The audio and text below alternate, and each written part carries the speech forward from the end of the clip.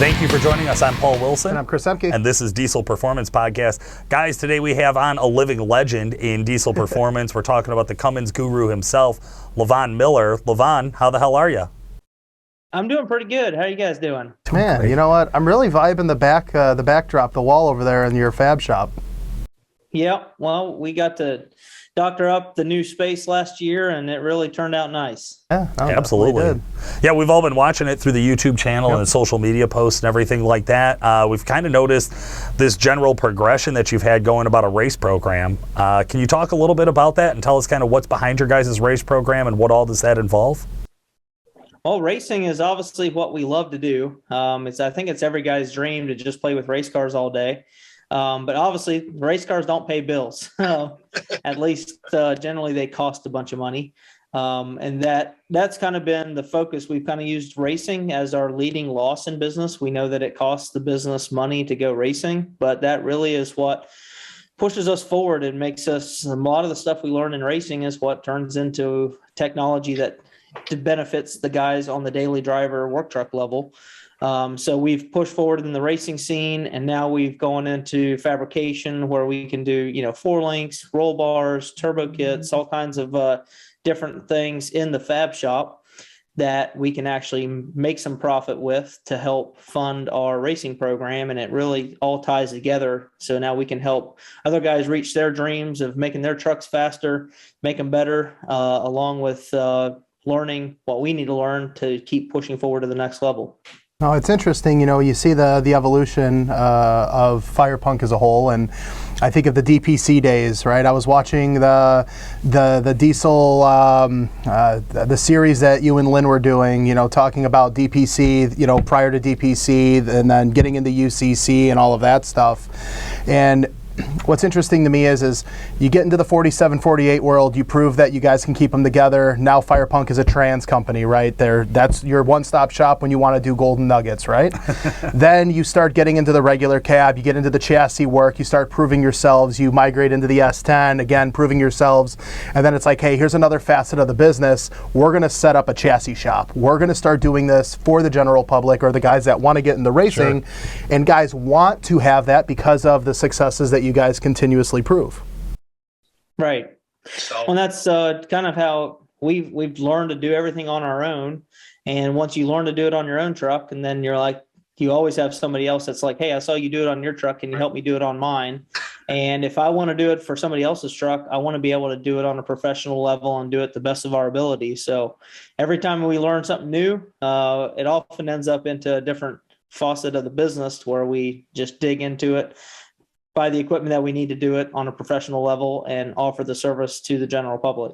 Oh, that's really cool. That's awesome. I think probably the best example of that is, we got to talk to Justin Zeigler very recently, and he referred to you as his mentor, somebody who he's learning about this from, and obviously somebody who you've had very heavy involvement in the last year's UCC win and this year's UCC win. Can you talk a little bit about that? I mean, obviously 3,300 horsepower. It's the first time it's happened at UCC. We've been talking about it since the beginning of UCC. What was that like for you to see that happen, and what has your story kind of been working with Justin? Well, I've been trying to make that number on the dyno since we showed up to UCC with a Sigma motor in 2017. And that kind of took a lot of wind out of my sails to show up with something that I knew made well over 3,000 horsepower and to leave the dyno day with 2,399 horsepower. And it's like, man, what's the point in spending all this time and money to chase this big number if I can't even stick it to the dyno? So to actually do that this weekend was monumental. It's something that it's probably that I told Justin, I was joking with him. I said, that's the tune-up I've always wanted to put in that truck, but it was my own money, so I didn't dare. So but really the joke was Justin had come to me and he was like, I see Ryan and Derek talk all this crap on the internet, how they're going to put this 500 horsepower gap on everybody. He's like, I want that gap. I don't care if the crankshaft's laying on the dyno when it's done, as long as it makes a number. He said, put a moon tune in it. So I did exactly what Justin asked me to. I think that's interesting. You know, we brought this up to Justin. You know, you have the Pattersons and the Roses, right? And then they're two camps talking shit, running their mouth. Maybe one camp a little more than the other, nonetheless. And then I remember seeing the video on YouTube that you guys did on Justin's truck right before UCC. And I'm looking at the dyno video, and like the truck just pulls out of the dyno, and it was like centimeters, right, from hitting the platform of the dyno, and like the truck had some get up to it. Like there was a lot of force there. And then again, not claiming a number though. You know, no one, Justin never claimed a number, and then he chooses to go last at the dyno. You know, the rest of it speaks for itself at that point. You know, with that number. Had you guys made 3,000 on a dyno before UCC? No. My chassis dyno, pretty much it came up over that big hit we did on my shop. It came up over the rollers. It was spinning on the dyno platform in front of the rollers. Yep. And it actually went through the test window so quickly. It went from 30 pounds of boost to 90 pounds of boost by 6,000 RPM. And then when it was rubbing on the front of the dyno platform, that's when it went from 90 pounds to 186 pounds of boost when it wasn't even recording anymore. So it made 2197 on our dyno, but it never got a hold of it in the big boost test window. So I looked at the data and I was like, I know what kind of power that truck's making. I am not taking any chance of dropping the crank out the bottom here. We're just going to go to UCC with this tune-up and see what happens. So I was delighted to see that it stuck the number. As soon as I saw that truck hunker down and stretch all the straps, I knew it was going to give me a big number.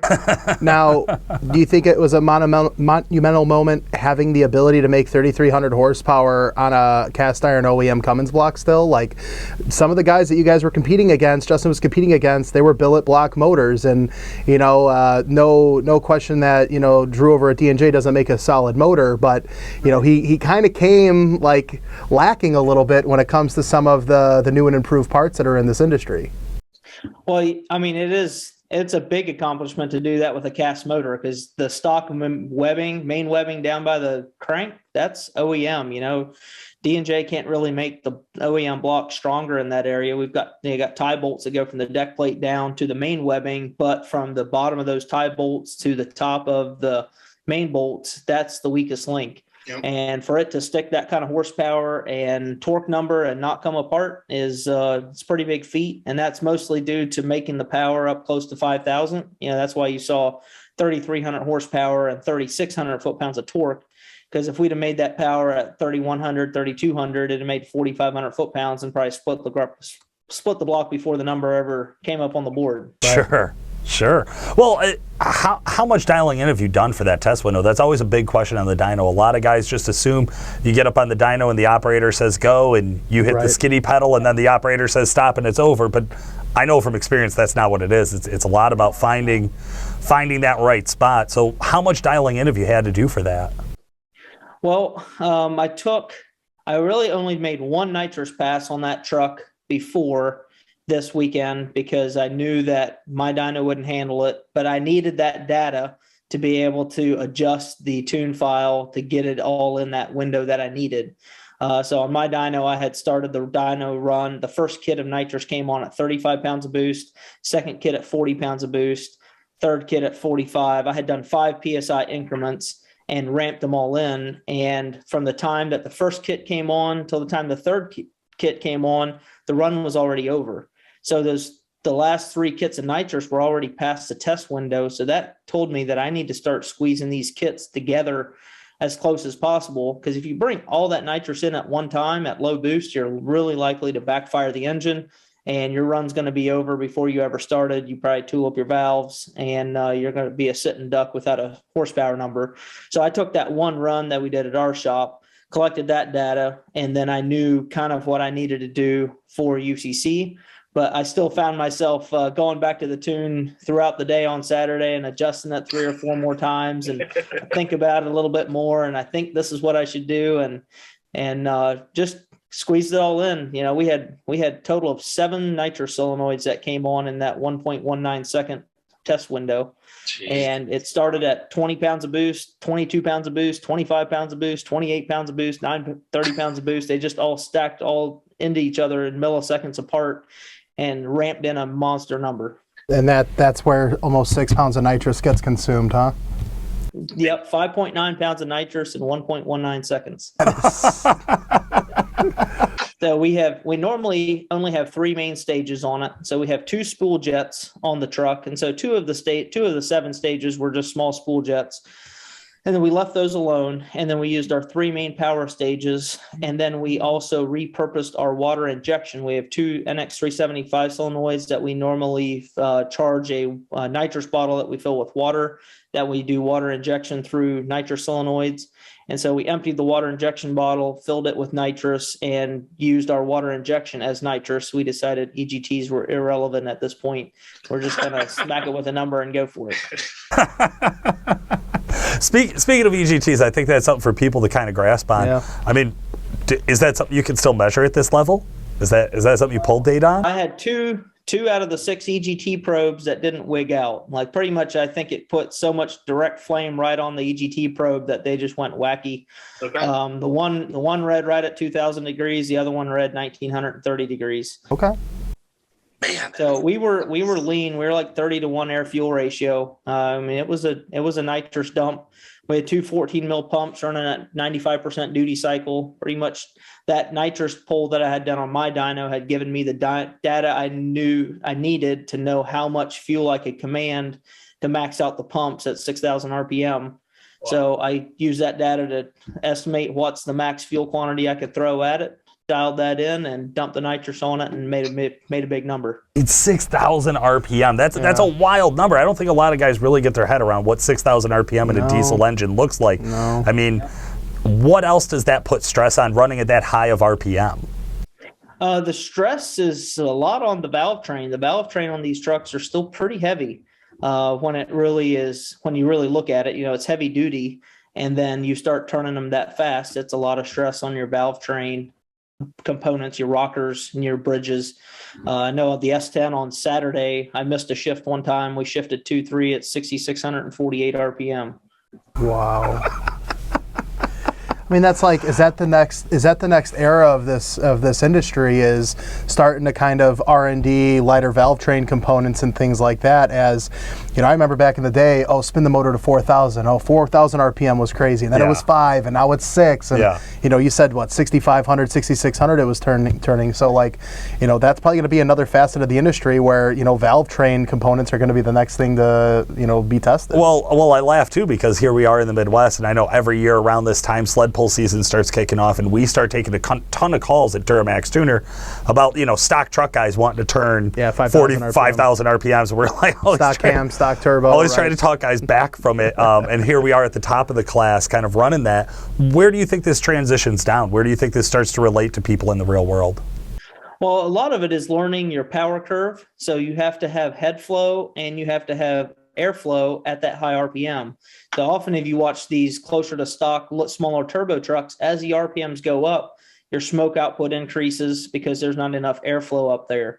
And that's one thing that's an advantage with the billet motor, going with the executioner style head that has one exhaust port per exhaust valve.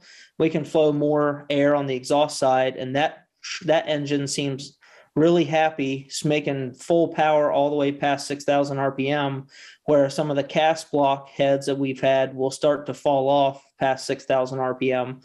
But we still deal with exhaust gas temperatures increasing at high RPM because the diesel fuel is not burning fast enough. So there's crossover that we can learn from it. I haven't figured out a solid application on applying that to the lower horsepower street trucks, other than we start putting a lot more lungs on the atmosphere turbo. If we're doing a compound setup, instead of running an 80 millimeter turbo, now we're running an 88. Or instead of running an 88 millimeter turbo, now we're running a 107 millimeter turbo. Because if you can thump in that big volume of air and lower your air density, it's going to make more power at a higher RPM without getting smoky and too hot. That's interesting. So it is starting to find its way through the advice kind of channel about where are you sizing your compounds. I know when we all first started in this, compounds were only for competition guys, and then all of a sudden we all figured out, towing guys really, really like the right towing setup. Has that started to shift? Are you starting to size up those setups as well? Yeah, for sure. We're just seeing a lot more Your manifold charger dictates your drivability. So keep your manifold charger on the smaller side, and then oversize your atmosphere turbo. So if you want to support 1,000 horsepower, size your atmosphere turbo on a size that would support 2,000 horsepower as a single, and run it at half the speed. Now your charge temperature coming out of that turbo is in its peak efficiency. Your air density is much lower. So even though your boost number is not as high, it's a better quality of air, and you make a lot more of efficient horsepower and everything's happy in that window. Bill Banks is freaking out, screaming manifold air density right now. Yeah, well, it is. I mean, people make fun of Gale Banks, but in reality, the man's got a point.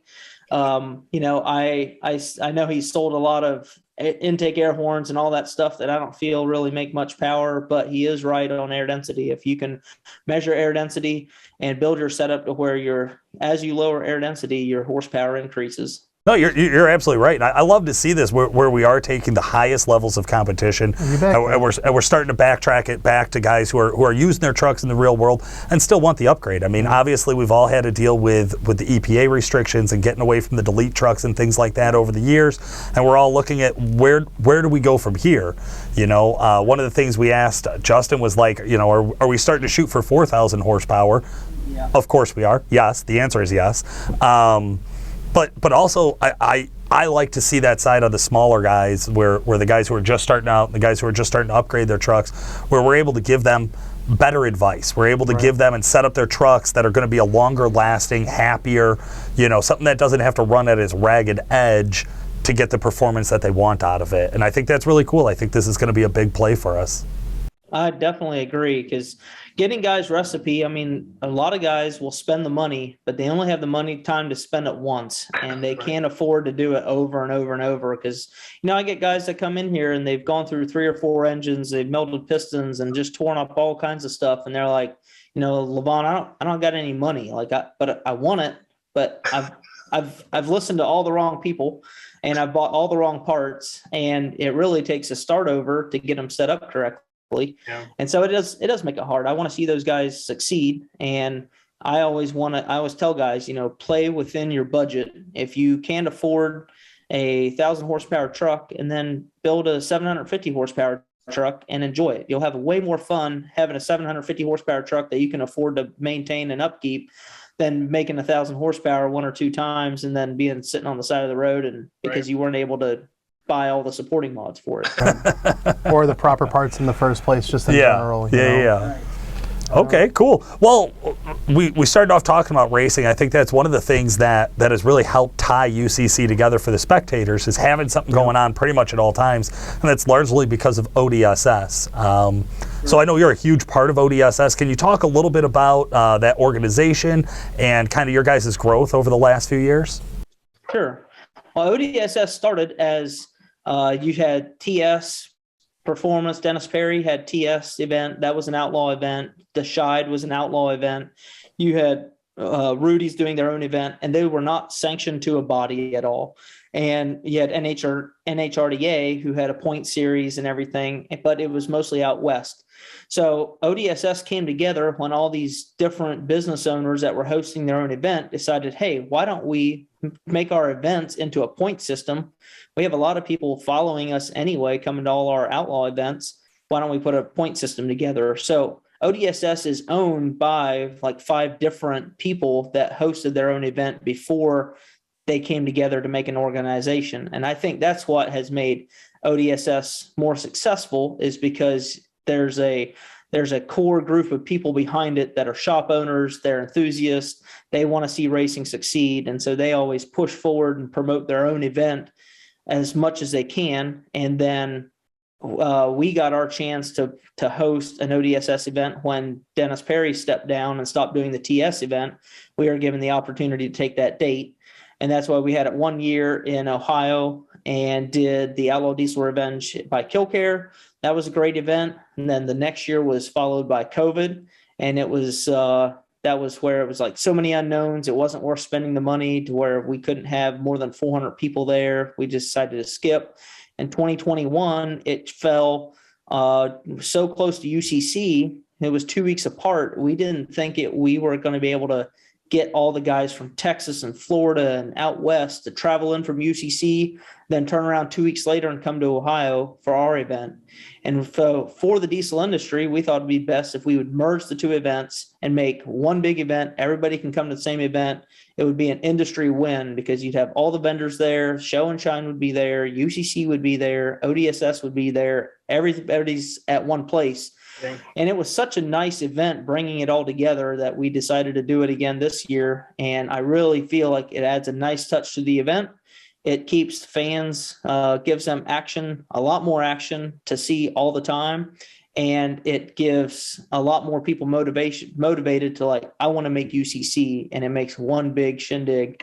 And I think it's really something special for the diesel industry. No, I mean, and it's a great hosting, right? Having it at Lucas Oil Raceway, you have plenty of space.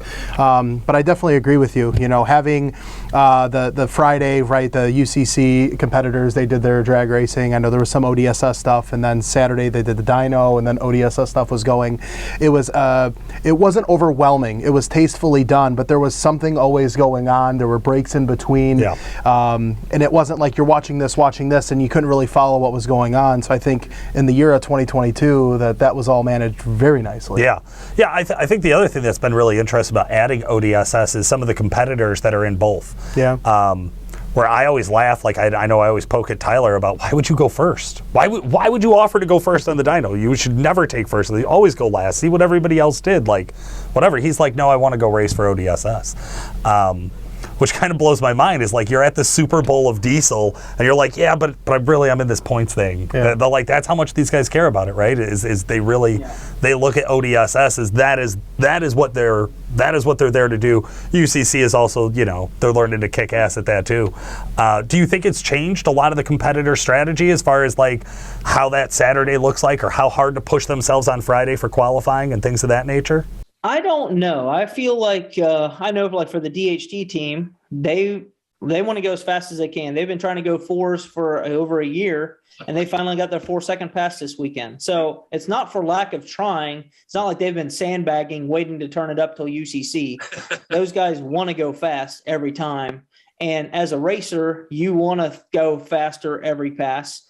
But you also have to slowly gain your database. Look at your data, make small tweaks, make small percentage of changes. And sometimes when your changes don't work, you have to go back to go back to your 5.0 pass and then try something else. And if that doesn't work, then you try the next thing. And sometimes it takes a couple weekends until you can actually advance on your time. But once you're a drag racer and you're going that fast, man, all you want to do is go fast. And I can see why Tyler was like, I just want to get the dyno out of the way and go racing, because it's a great time. So let me ask you this: with UCC 2022 finally breaking that barrier of 3,000 plus horsepower, there's no secret that the guys who originally got into the UCC 16, 17, 18 broke off and retired from UCC competition in 19, right? Not pointing fingers. And other shops, Baca Industrial Injection, guys like that. Do you think that this is going to fuel some fire to get some of these guys to pony up and re-enter the competition going into a new year, or do you think we're going to have just a new era of competitors over the next couple of years? Well, we were just talking about that at lunch today with our guys. Like, what's it going to take to get the out west guys to come back? Power driven, industrial. Kenny Bruner. Some of those guys out there. Kenny Bruner was new last year, and it really, those were some big numbers to look at. But I've shown them how to do it, so all they got to do is call me. I'll tell you how.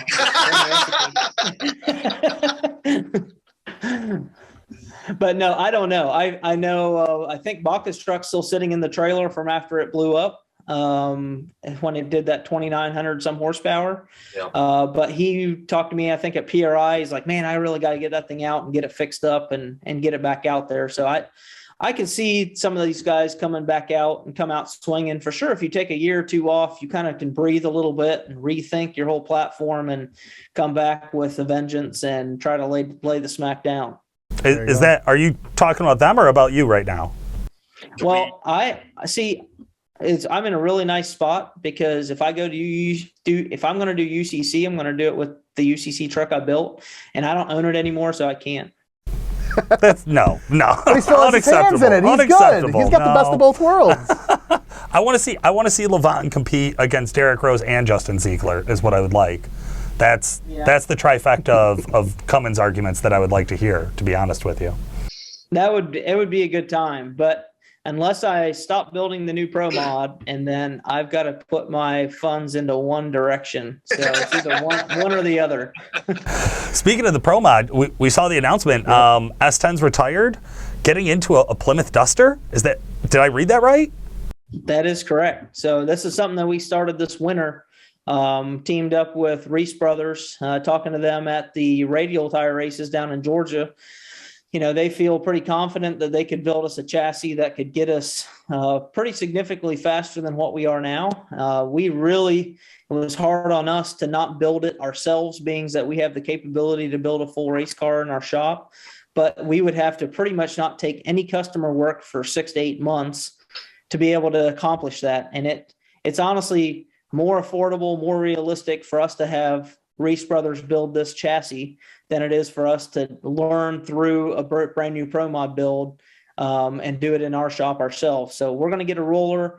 We'll obviously finish everything out, and we're planning on going fast. So let's ask about you're planning on going fast. First into the threes. What's next? What is it? Yeah, how fast are you now? Can we get for our listeners, what's the baseline? What are we trying to go faster than? The fastest the S10 has gone is 399, and the fastest mile an hour we've been is 185.7, and that was on radial tires. So when we go to but the problem with radial tires is it has to be cool weather. It has to be a very sticky track, and we don't get that very much in Ohio.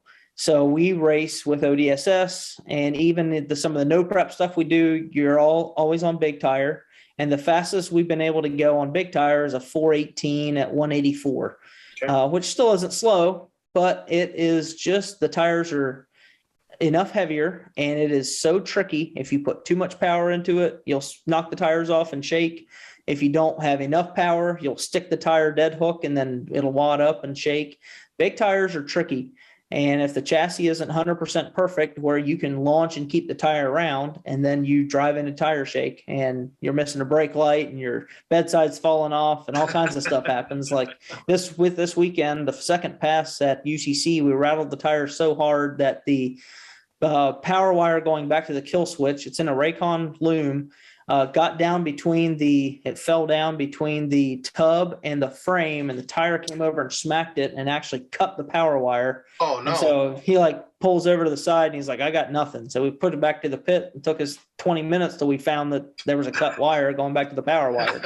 Now that's just from violent tire shake. That's so wild. So is that the Pro Mod will be a consistent 3-second pass vehicle? What are the goals? Are we going 3.2s? 3.2s, yeah. Just cut a full second off. Just jump full second. Goal, obviously it's not going to happen. I know with a new car, you don't come out and just set the world on fire. You bring a new car out, and now you have the tools that you can advance into something quick. But the goal is to be able to run high 360s, low 370s. I'd love to be able to go run PDRA Pro Boost, or be able to join a Pro Mod class and be able to at least make the field. I feel like that would be a win for the diesel industry to be able to jump into mainstream Pro Mod racing and make the field. And with the S10 chassis, that's not really a goal we can reach for, because now that we broke the 3-second barrier, I want to go into the next level, and the next level is try to be able to keep up with the gas guys that are in the same field. That's awesome. That's so wild. Super cool. That's so wild. Lavon, if you were talking to somebody who's brand new to UCC and they want to go in and they want to set up their 07 Cummins, what's the advice you would give somebody who's brand new to competing? Well, as far as competing is, you don't necessarily have to go and make 3,300 horsepower to have a great time. I had a customer, his name Robbie Garcia. He was in UCC this year. I bet he had more fun than any other competitor there. He's been from the outside looking in. He's seen us go to UCC. He's seen us do this. And this was the first time that he got an opportunity to compete on this level. He made 1,560 horsepower. He set his goals for himself. He was in there to win his own personal battles. And he had a great time. So you can go compete on whatever level you choose. The best advice I could give is set a goal and reach your own goals.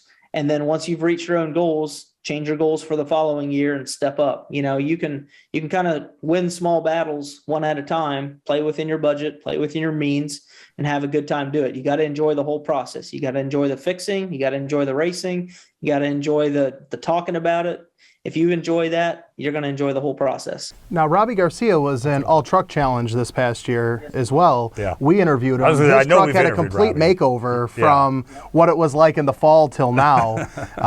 Bedsides and all, man, because I was watching him at the sled pull, on Sunday. And the only reason I recognized the truck was because of the wrap, that he has on the vehicle. But complete 180 with that thing, man. It was crazy. Yeah, it was awesome. He had fourth gen bedsides ordered for it, and they didn't show up till the day before we left for UCC. And so that we had some second gen bedsides on the shop, and he's like, "I don't care what you put on there, just put something on there." So he had a fourth gen with second gen bedsides. Oh, it was one of the better looking trucks there, man. It was a good looking rig. He had a great time. Unfortunately, he broke some tappets. It missed a shift on drag race day and bounced it off the 6,000 RPM limiter, and it broke 4 tappets. Like kind of a freak thing, which, should have a roller cam if you're going to run that kind of RPM. And I probably should have lowered the limiter but I had the limiter full fuel to 5,500, but being that it didn't shift, it drove on up to 6,000 and bounced off the limiter, broke tappets. And then he ended up borrowing a spare engine from Josh McCormick, and they swapped it in Friday night and dyed it on Saturday. And like I said, he got kind of a taste of UCC, what it's like to push through and persevere and dig through some problems. Well, that's one other thing that I want to talk about. So when you had done UCC, it was, you were famous for full teardowns. For each night, right? Yeah. It's like it's 10, 15, 20 hours, 30 hours, man hours to get through getting the truck ready for each day. And now they're allowing 2 trucks to go in and compete. What are your thoughts on that? Well, I agree with the move. I feel like I know why they did it, because they're trying to appeal to if you look at ODSS, tons of fast trucks out there, but very few of them want to compete in UCC because they don't want to sled pull their race truck, and they don't want to do all the extra work, add all the extra weight that it takes to be able to hang a weight box and dual wheels and heavy U-joints and axle shields and all this stuff. And so I can relate to that. And I think the move was UCC staff decided to make it a 2-truck deal to try to appeal to the average, all the fast trucks out across America, that they can now enter UCC. They can drag race their fast truck, dyno it, and then hire a substitute sled pull truck for the sled pull portion. Now, we only ended up with 15 competitors by the end of the weekend. So obviously that appeal didn't quite work the way they wanted to. What I didn't like about that is Sunday, I was there beside the track watching sled pulling, and it really took the heart and soul out of sled pull day, because half the time I didn't know which truck was pulling for which team. Yep. And it kind of felt like I just put some really big bets on a horse race, and I was standing back just waiting to see which horse was going to win. Yeah. Well, I wonder where this goes, because this was the first year they allowed it. So I know Zeigler reached out to somebody he knew and respected from his local area and things like that. But there are some big, nasty sled pull only trucks out there. Are there rules on it? I could just pull any truck out of the field to be my sled pull truck? Pretty much the only rule is it has to be a stock frame rail truck. So that's why Calvin Miller has a super stock truck, but it's an old chassis that still has a stock frame rail underneath it that's all reinforced, where about all the new super stock pullers are 2-frame. Right. Okay. I wonder if it's almost one of those things where, as you move forward, they don't actually bring in a sled pull like ODSS, right? But you do something on the sled pull side, for more. That's been our talk, is how do we do this, because we're going to really try hard to team up with some kind of a sled pulling organization to host a sled pull on Saturday evening at UCC, to where we have all the drag racers, we have all the sled pullers, and we have the UCC trucks. I think it would be the finishing touch to bringing the whole industry together. Next year, we won't be able to use the dirt inside the circle track, because NASCAR truck is going to be using the circle track the following week, and they can't have dirt in there. So they're going they're going to be putting in the sled pull track between the drag strip and the grandstands on the DPI side of the drag strip. So all the action is going to happen right by the drag strip, dyno, sled pull, and drag race. So I really think if we could do that way, if they start the sled pull at say 6:30 on Saturday night, even if drag racing isn't quite finished, we can finish up the finals of drag racing while the sled pull's already started. All the fans are sitting in the same stands, and it's going to be even more action for everybody. But I'm not quite sure how that ties into the UCC trucks, because really I felt kind of like the UCC competition felt kind of almost like it was over after Saturday night. You know, it was like, you didn't have to, you parked your UCC truck now, because now you just waited to see if the guy you brought along the sled pull for you could hang in there and hold your lead for you. And well, that's where I wonder too, is like, are the rule changes going to have to start coming down to like one driver for all events, right? Like, what are we tying this team together with? Just the fact that I called you and we're friends and I brought you out with me. Well, it's the ultimate call out. I called him out to come over. You know? It's like what is it that's tying this team together, right? Because like you said, the trucks are totally different. You know, I could have a Duramax racing and I could have a Cummins sled pulling or whatever combo I want. I do think it'll always put, I don't know if it's an asterisk on the new winners or an asterisk on the old winners of like one truck. Yeah. Like one truck for all three is like, is that a special? Either that or like if you sled pull with the truck that you bring for UCC, if you do one truck, 3 events, you get like a 25-point bonus or something like that. So basically you'd have to do a handicapped if you're substituting in a truck, or I don't know. There's already been a full day's worth of chitter chatter on the UCC shitstorm chat with all the UCC competitors. We've been hashing around this out all day today, trying to figure out how do we make the event better. The good thing about the Ultimate Callout Challenge is James, Brendel, and Chris, they're very open to our input. They want to make the event better. You know, it's not like their way or the highway. So they're open for all input. If we can come to him and propose something that's good, I feel like they're going to jump on it and follow what the general consensus is. Absolutely. Yeah, we would say the same thing about James and Chris. They're great guys to work with, and definitely good at taking that feedback. No, James was really nice letting me in the parking lot because you didn't get me a parking pass. Yeah, you didn't Coworkers, deserve one. Really good guys. Right. Didn't deserve one. Didn't deserve one. This year too, I saw a lot of people running around with the Firepunk gear. Did you guys? I didn't get a chance to walk the show almost at all. Did you guys have a booth, or were people just coming down? We had an apparel booth. Pretty much the show and shine entrance. Pretty much you came in the gates, went to show and shine, then right as you came out of the show and shine into DPI, we had an apparel booth over there, separate from our pits over on the other side. Gotcha. But yeah, we move a lot of merch on an event like that. I mean, the hats were killer. Great idea on the hats. Fuck. I was a little jelly on the straw hats. I got to be honest. They looked awesome. Well, yeah, we have 3 days of sunshine. It didn't take long to look like a lobster. No, I was one of said lobsters. So. Lavon, what does the rest of this year look like for you guys over at Firepunk? Is this a big year for racing? Is the Duster going to be done this year? What are the plans? The goal is to take the summer off of pro racing. So we'll still be showing up to races. That's why I'm racing the quad cab in 670. I raced it at Wagler's and I raced it this weekend, even though I didn't really have time for it, but it was still a good time. Made it to the 3rd round till I had to race right after Justin's dyno, and I red lit because my spidey senses may have been a hair bit too high. The adrenaline's pumping, right? But I was pumped up. But we'll still be at the races. We won't be racing anything in the pro classes. The goal is to have the chassis done sometime in September and hoping to debut it in Rudy's in the fall. But you know how race parts and race cars go. I'm not making any promises. We're going to do our best. But if something comes up, it may be next spring till it debuts. But hopefully this fall at Rudy's, we'll be able to have a new car out. Yeah, timelines and budgets, 2 things that don't go with racing. No, I got it. Well, Lavon, thank you so much for joining us today. I know our listeners have been dying to hear back from you, and this is going to be a good one for everyone. Guys, if you want to check out more, make sure you jump over to the Firepunk social media channels. You guys are on everything, including an awesome YouTube channel that I know Chris and I have been following along with. Anybody you want to give a shout out to? Well, I really want to give a shout out to the Firepunk team. They all helped me staff the event this weekend. without my crew, my guys behind me, I'm just one guy and I can't do it all. So it really takes a whole team of people to do it. Friends, family, and the guys at D&J that keep the engines going, the Extra G Performance, they do all the fuel systems for us, and Hot Shot Secret, they obviously support us with our lubricants, and we've got a really good group of people that team up and surround our race team. Very good. Awesome. Well, again, thank you so much for joining us. Listeners, viewers, stick around. We got a little bit more Diesel Performance Podcast coming at you next. Thanks for joining us today, guys. This has been Paul Wilson. And Chris Emke. Make sure to like and subscribe, and we'll talk to you again soon.